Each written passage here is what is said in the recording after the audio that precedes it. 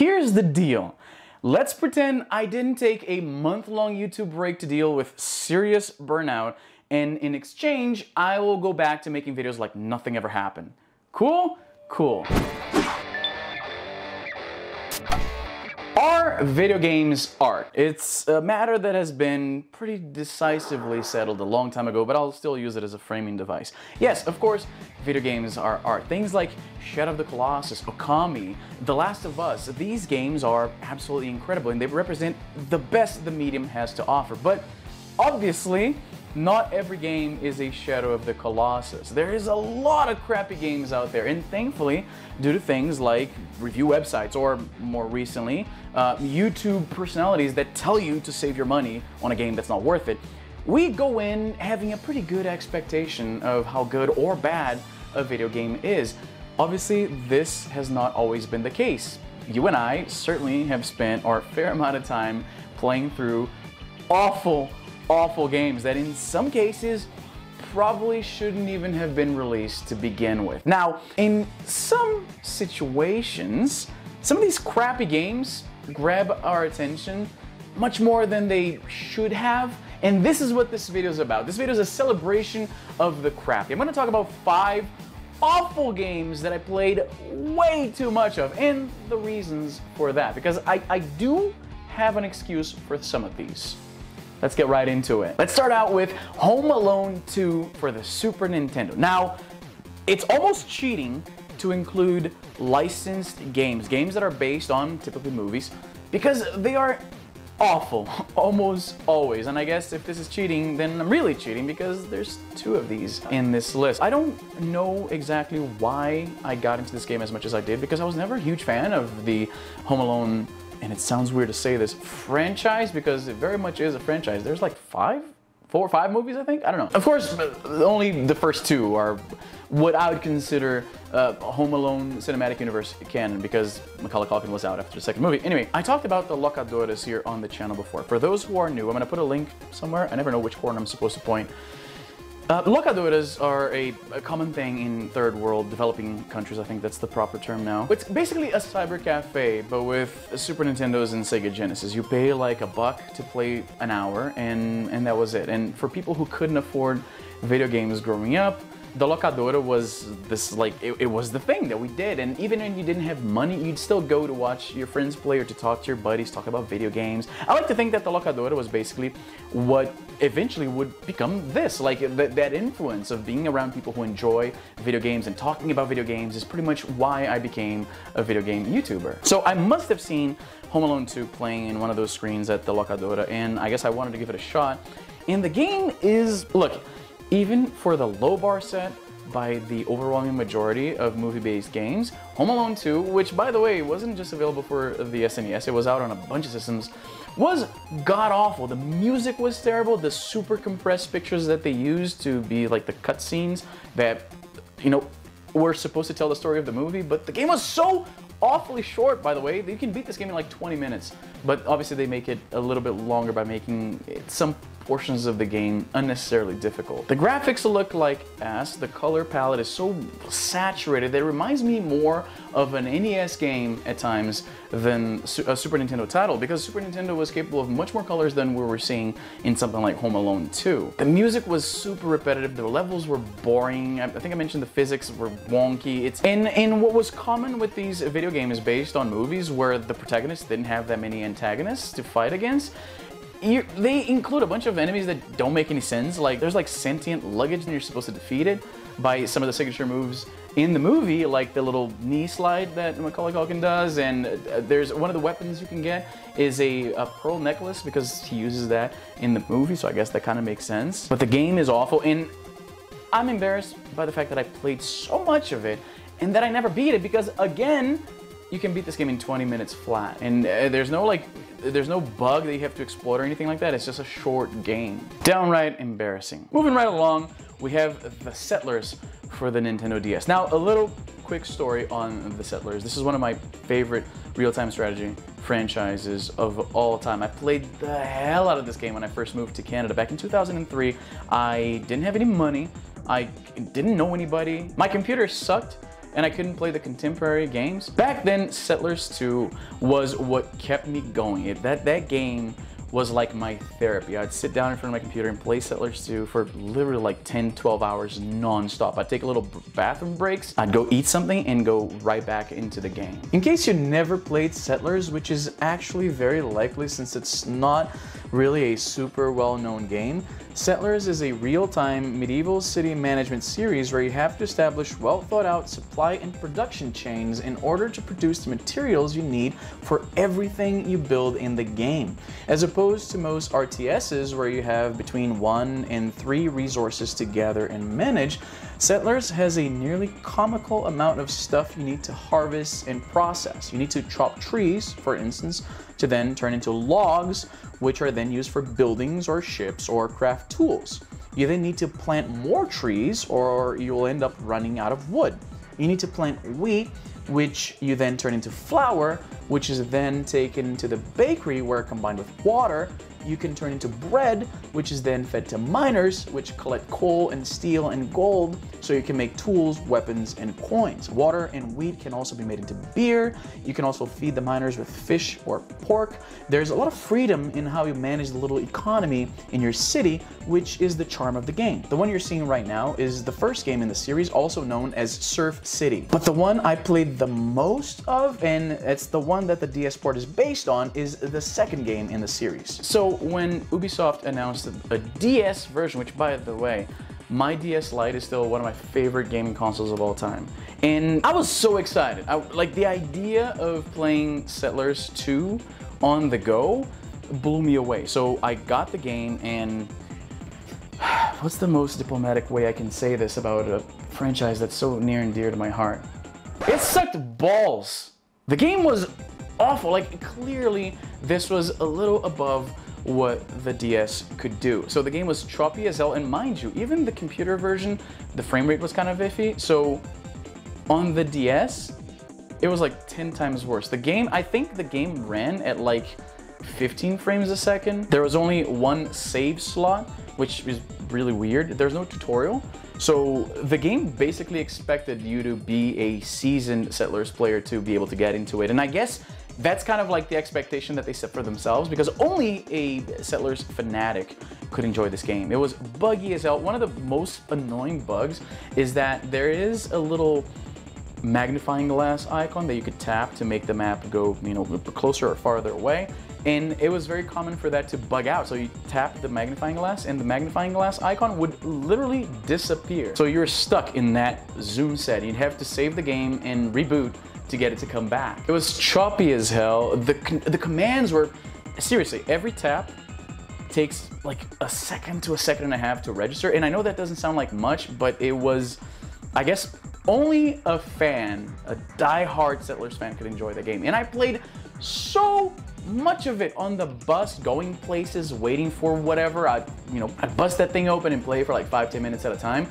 I loved it because the novelty of being able to play Settlers on the go was just incredible. You guys know how much I love retro gaming, real strategy games, and portability. So Settlers DS was this magical combination of so many things I loved. It was like somebody made me a cake, and I wanted cake so bad, I didn't care that it looked and tasted and smelled like shit. Mind you, since migrating to Android, this is my ROG Phone 2, this is a DOS emulator here, and I have Settlers, the good one, the DOS version. Here, let me load up my save game to show you. Oh, that music.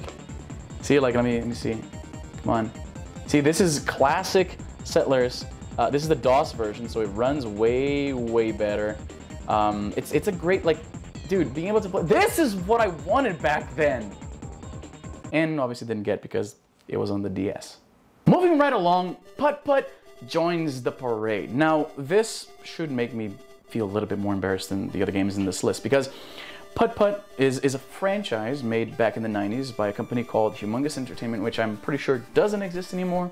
It was a point-and-click adventure game genre that was booming in the 90s, and then it kind of went away for a while and has seen a resurgence as of late. It's a series that both myself and my brother loved, though it doesn't have much replay value, right? Even the point-and-click games, the rare point-and-click games that feature multiple endings, which wasn't very common back then, there's still not that much substance to them once you beat them once. But despite that, I kept playing Putt Putt again and again and again because the novelty of basically playing an interactive cartoon was incredible. Putt Putt was this anthropomorphic car, this purple car, way before the Cars cinematic universe, by the way, so I guess it did have some kind of lasting impact on pop culture after all. And Putt Putt had this series of games, really short games too. I think I can beat this thing in like 10 minutes flat. And this one in particular, Putt Putt's mission was to join a parade, as the title says. You had basically 3 objectives that you had to complete to be able to get to the finish line, right? You had to get a paint job or wash yourself, like wash the car, go through a car wash. Get a balloon and a puppy. To do that, you'd explore the little town.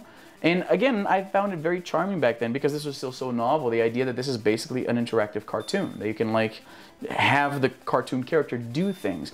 Putt Putt and the other games in the series were very popular in Brazil in the 90s, and I assume in the States and Canada as well, because the game came bundled with Sound Blaster cards back then. Same with Full Throttle, The Dig, Dark Forces. These are games that were introduced to a bunch of people around my age range due to these discs. Some of them had the full game, some of them were only demos, but they came with Sound Blaster cards. So if your dad just picked up a fancy new Sound Blaster 16X, chances are you played Putt Putt at some point in your life. The game was super simple, super short, and even back then, I was a good 4, perhaps 5 years older than the target demo, but I still played a lot of this game, a lot of it. And my siblings also have very fond recollections of playing this game with me. It was so silly, there was just not that much that you could do. It was really just an interactive cartoon. You click on things and you see the little animations that would come up. As a matter of gameplay, like things that you actually do, you could deliver groceries in the little town.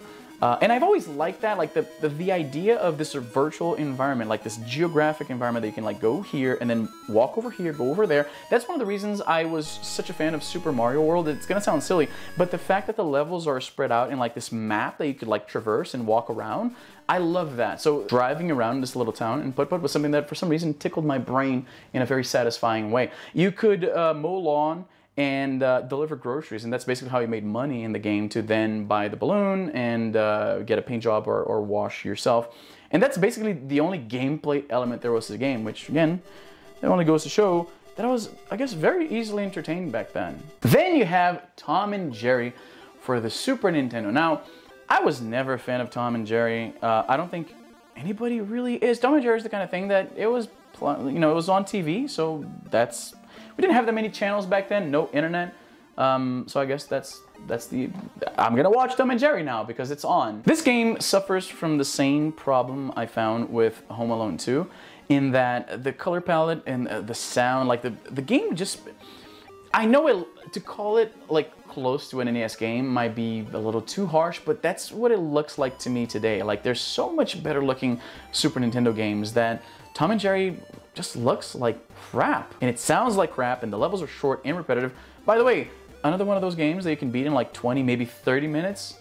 And embarrassingly, even though I played a lot of it, I never beat it. The reason I play this game so much is because my family didn't have that much money back home, and we'd get like 1, maybe 2 games a year. And my birthday happens to be in November, which sometimes would mean I would only get 1 gift for Christmas. So it was like a combined gift that for some reason had the same dollar value as just a single gift, which means that I was scammed by my parents, is what I'm saying. I played a lot of it, even though it's so stupid. It features characters that were never my favorite characters.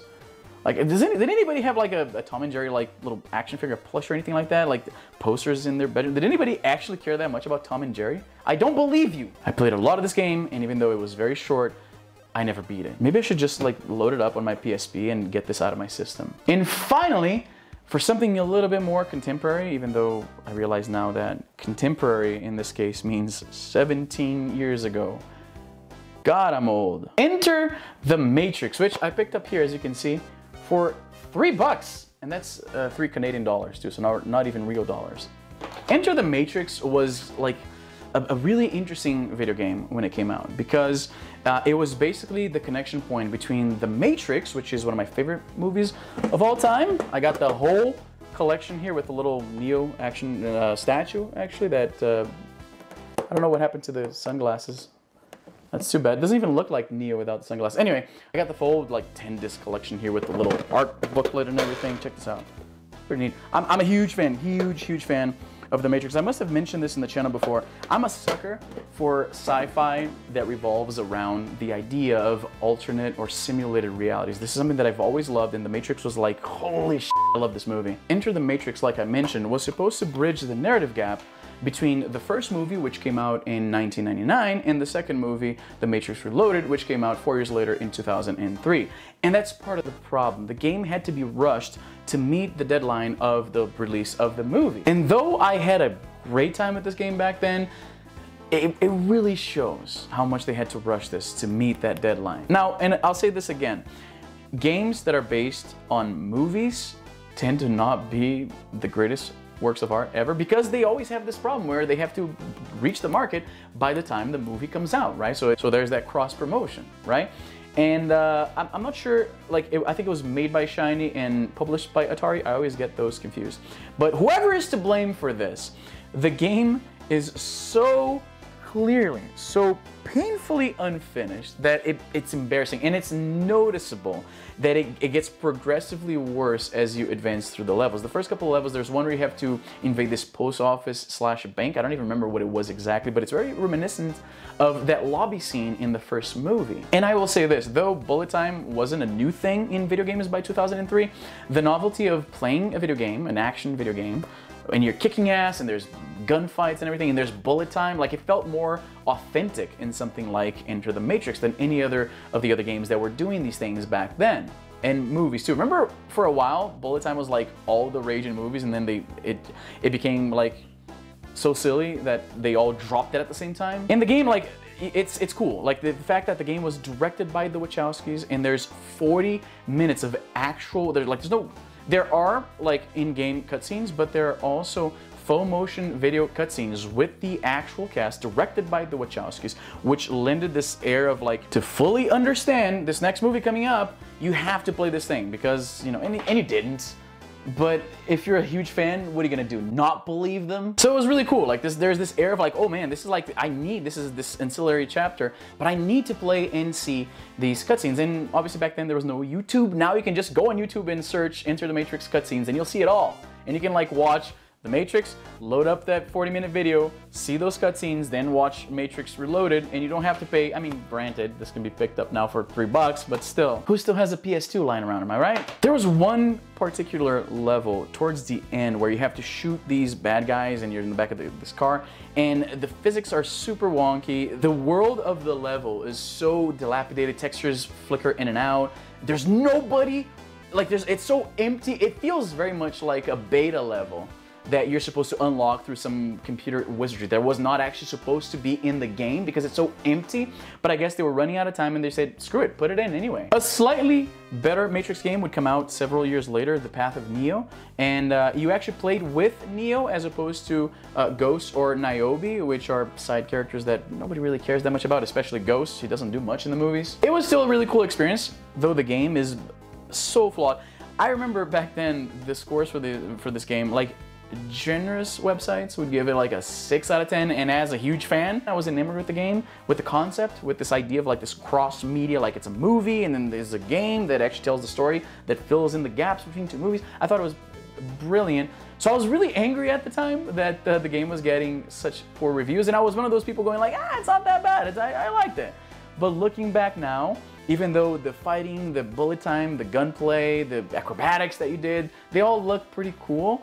It was such a bad game. Great premise, horrible execution. But that's it. That's 5 games that are awful that I played an embarrassing amount of, especially I think Settlers DS. As I wish there was a way to see how many hours I put into that game, because it was easily a good like 200 hours for sure. What about you? Are there games that you admit are horrible, but that you just loved for some reason or another? Let me know, I'm curious. Anyway, it's so good to be back. I did miss you guys a bunch. Follow me on social media. I'm very active on both Twitter and Instagram. Like, subscribe, you know, the usual stuff. And that's all the time I have for today. I'm Izzy, and I'm done.